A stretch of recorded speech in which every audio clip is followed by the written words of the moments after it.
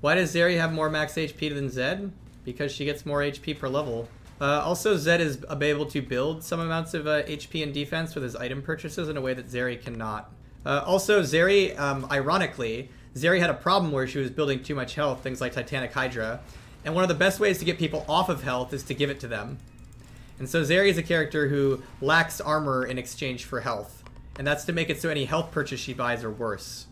Very weirdly, when it comes to base stats and items, like this, it doesn't make a lot of sense, but like it's how it works, is if you don't give it them in base stats, they buy it in items. If you give them it in base stats, they won't buy it. And so very ironically, a lot of AD carries have base stats that are squishier, that are less squishy than a lot of bruisers. Like a lot of AD carries legitimately are tankier with their base stats than a lot of bruisers. And the reason for that is that AD carries don't buy health, and we don't want them buying health. Whereas on the flip side, we want bruisers buying health items.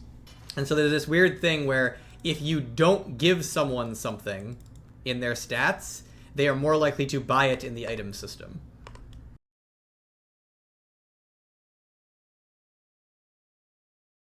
League to me is like Pokemon. One role / type of champ counters another, which means no matter what, we'll have everyone be happy. As long as we change it up every now and then, the game is nice. Yeah, there's no like truly perfect meta in League of Legends.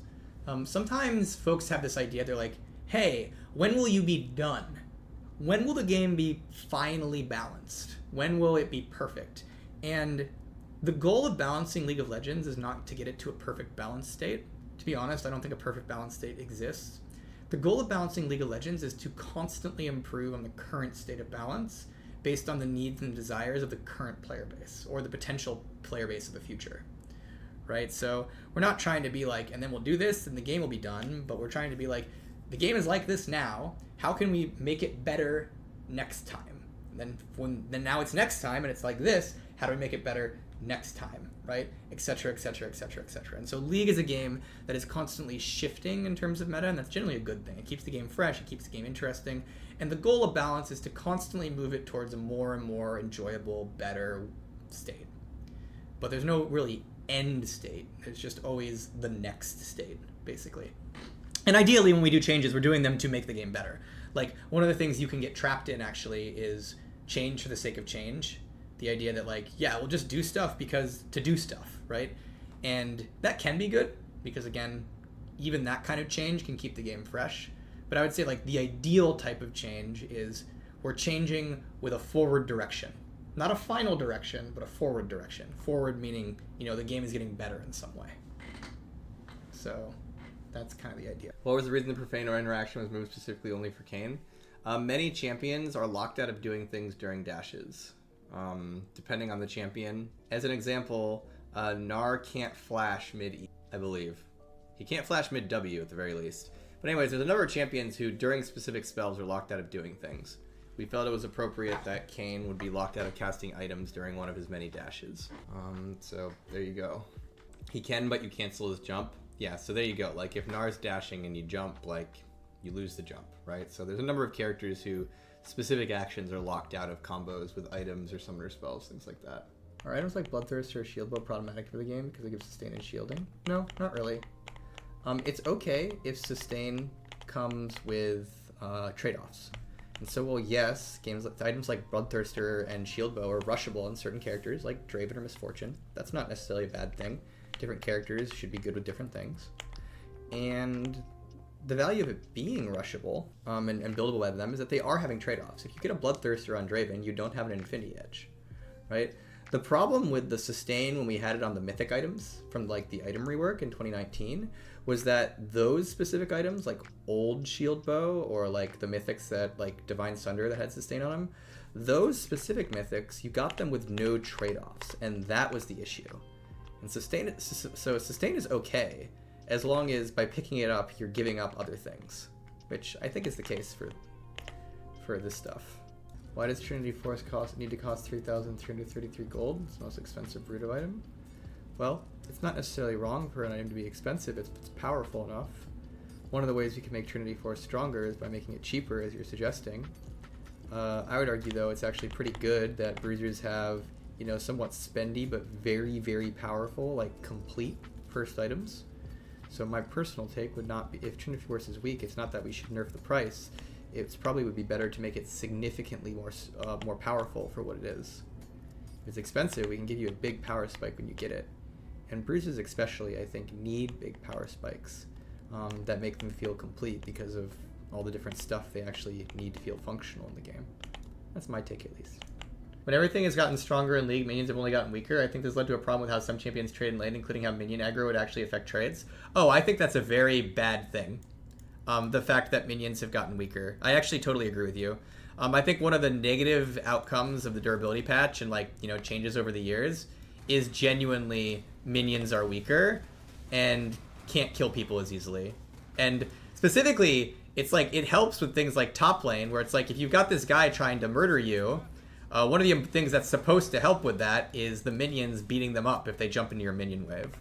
So I actually totally agree that minions have gotten weaker, and I think it would be good if we had did something to minions to make them hurt champions, be more likely to like hurt champions, because champions have gotten a lot tankier compared to minions.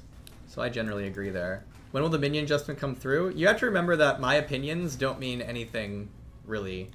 I am just one person working on the game, and I am not like responsible for game balance. And so like I can tell you how I feel about different like points in the game and like different ways that the game plays out, but that does not necessarily mean that change will be made or should be made, right? So like as an example with minion damage, right? Like that's something that's been talked about, you know, ever since we did the durability update. Is like, hey, what about minion damage? But like, you know, it's not really an elegant thing or an easy thing to adjust minion damage, because like, what do? Do you say all minions do +5 damage to champions? I mean, you could do that, but that's a little weird, a little inelegant, right?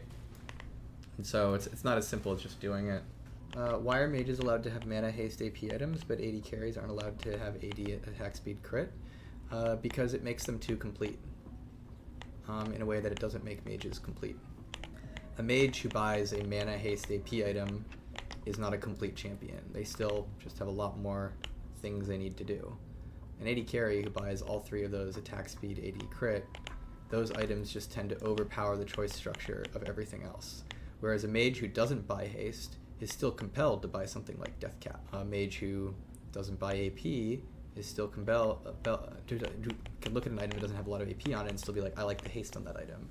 In case of AD carry, when we put attack speed, AD, and crit on an item, that becomes their default go-to purchase every single time, and it's hard to create good feelings items that can compete in that space.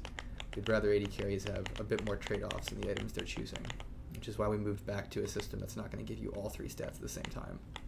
Serpent Fang on mages. We don't have a desire for more shield destroy to be available in the game. If more shield destruction were available in the game, very counterintuitively, it would require we make all the shields in the game overpowered unless you have shield destruction. The problem with making a counter mechanic too prevalent is the mechanics and it counters end up becoming somewhat useless, which ends up not being great. And so it is not desired for shield suction to be omnipresent in the game, which is why we only give it to assassins, AD assassins. Why do you think LoL would change if the minimap behaved like Valorant, where enemies that appear broadly shows a question mark on the map? That honestly is a great idea. And honestly, I think we could do it not as a question mark, but as an actual like, hey, there was a guy here. Honestly, not a bad idea. I think one of the hard parts about vision in League of Legends is it's something that's like very inaccessible to a lot of players.